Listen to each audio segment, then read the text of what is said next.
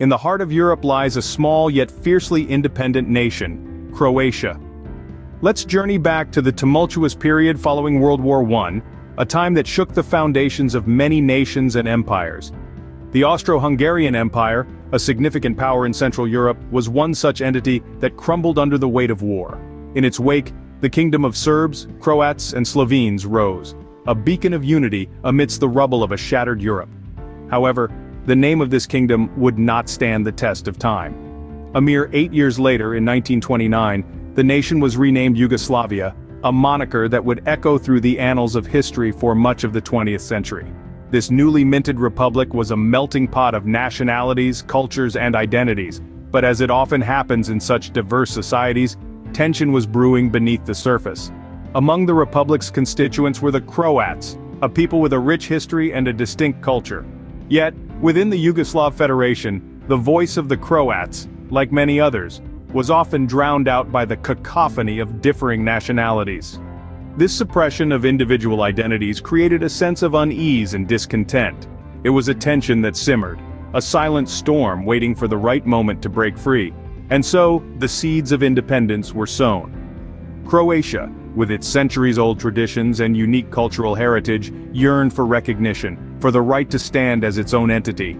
The Croats were not just another nationality within Yugoslavia, they were a people with their own story to tell, their own path to tread. Their desire for independence was not a rebellion, but a plea for the world to recognize their unique identity. The seeds of independence were sown, as Croatia yearned for its own identity amidst the Yugoslav Federation. The 1990s brought winds of change to Croatia, culminating in a fierce struggle for independence. The decade began with a significant turning point, the election of Franjo Tudman and the Croatian Democratic Union, or HDZ, in 1990. This political shift marked a definitive step towards independence, as Tudman, a former Yugoslav partisan, was now at the helm, steering the nation towards autonomy. However, the path to independence was far from smooth.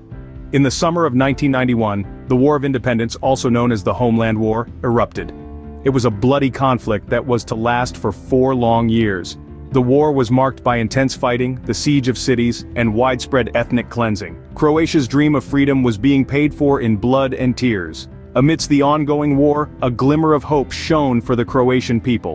In 1992, the international community recognized Croatia as an independent nation. This was a pivotal moment, lending legitimacy to Croatia's fight and bolstering the morale of its people. Despite the harsh realities of war, Croatia was now officially on the world map as an independent entity. The war raged on until 1995, with the Croatian forces gradually gaining ground. The conflict had a profound impact on the country, leaving deep scars on its landscape and in the hearts of its people. But through it all, the spirit of the Croatian people remained unbroken. They endured, persevered, and ultimately emerged as a nation willing to pay any price for their freedom. The War of Independence was a crucible that forged the modern Croatian state. It was a testament to the indomitable spirit of a people who, against all odds, fought for their right to self-determination. With the war's end in 1995, Croatia stood battered but unbroken, a recognized independent nation. The struggle had been immense, but the fruits of independence were finally within reach. The war had ended, a new chapter had begun, and Croatia was now ready to face the future with courage and determination. The post-war period was a time of reconstruction, reconciliation, and the pursuit of a brighter future. In the wake of the War of Independence, Croatia faced the daunting task of rebuilding a nation scarred by conflict. The infrastructure was in ruins, the economy was in shambles, and the hearts of the people were heavy with the weight of the war. With resilience and determination, Croatia began to pick up the pieces. Buildings were rebuilt, roads were repaired, and slowly but surely, life began to return to a semblance of normalcy. Still, the physical reconstruction was but a part of the healing process. The wounds of war ran deep, and the path to reconciliation was long and arduous. The death of Franjo Tudman in late 1999 marked a turning point in Croatia's political landscape. The power shifted from the hardline nationalists to a coalition of 6 parties, led by the Social Democrats and the Social Liberals. This new leadership was committed to steering Croatia towards a democratic and prosperous future.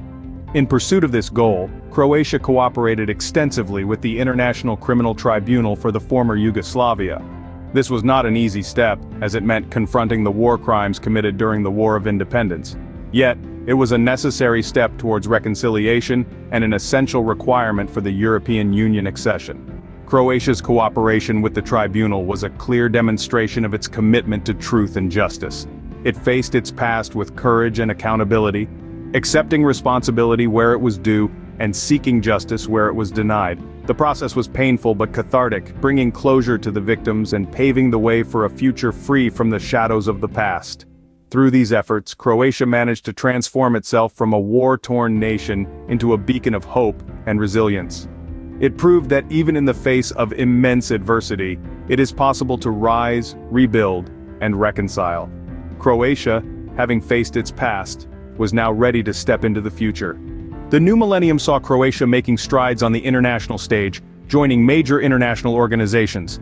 The first significant step was in 2009, when Croatia was officially welcomed into the North Atlantic Treaty Organization, or NATO. This was a momentous occasion marking Croatia's transition from a war-torn nation to a partner in global security. It was a testament to the country's commitment to peace and stability, not just within its borders but on the international stage as well. 4 years later, in 2013, Croatia achieved another milestone by becoming the 28th member of the European Union. This was no small feat, considering the rigorous standards of democracy, human rights, and economic stability that countries must meet to join the EU. Membership in the European Union opened up new economic opportunities for Croatia, bolstered its political influence, and underscored its commitment to democratic values and principles. But the journey didn't stop there. Croatia is currently in the process of joining the Schengen area. This will allow free movement across 26 European countries, boosting tourism and trade, and fostering closer ties with its European neighbors. It's a complex process, requiring the country to prove it can effectively control its borders, implement data protection measures, and cooperate with law enforcement agencies across Europe. In addition to this, Croatia has set its sights on adopting the euro as its official currency. This move would further integrate the country into the European economy, providing stability and attracting investment. It's a significant step, requiring careful economic management and meeting strict financial criteria. Today, Croatia stands as a testament to resilience and determination, a proud member of the global community. From the ashes of war, it has risen to become a beacon of stability and progress, demonstrating that with perseverance and commitment, even the most daunting challenges can be overcome. As we look at Croatia today, we see a nation that has come a long way on its journey to independence and beyond. This small, vibrant country on the Adriatic Sea has grown into a major player on the European stage, defying its turbulent past to forge a bright and promising future. Croatia's current standing is a testament to its resilience and determination. Its economy, once devastated by war, has been rejuvenated and diversified, with thriving sectors in tourism, shipbuilding, and information technology. Its political system has evolved too, with Croatia now a functioning democracy that respects the rule of law and human rights. Yet, Croatia's journey is far from over.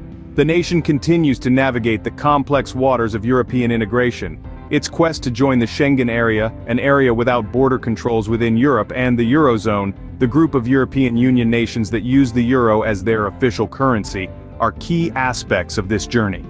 Joining the Schengen area would signify Croatia's full integration into Europe, allowing for free movement of people and goods across borders. It would boost tourism, trade, and investment, creating new opportunities for economic growth. As for the Eurozone, adopting the euro would strengthen Croatia's economic stability and enhance its credibility on the international stage. However, these pursuits are not without challenges. Croatia must meet stringent criteria, including demonstrating fiscal discipline, maintaining low inflation, and ensuring robust border controls. It must also address domestic issues such as corruption and social inequality to ensure its progress is inclusive and sustainable. Yet despite these hurdles, Croatia remains undeterred. Its commitment to its European journey is unwavering, driven by a vision of economic prosperity and political stability. Its people, who have endured hardship and uncertainty, are optimistic, resilient, and ready to embrace the opportunities that lie ahead. From a turbulent past to a promising future, Croatia's journey continues, its spirit unwavering and its resolve unyielding.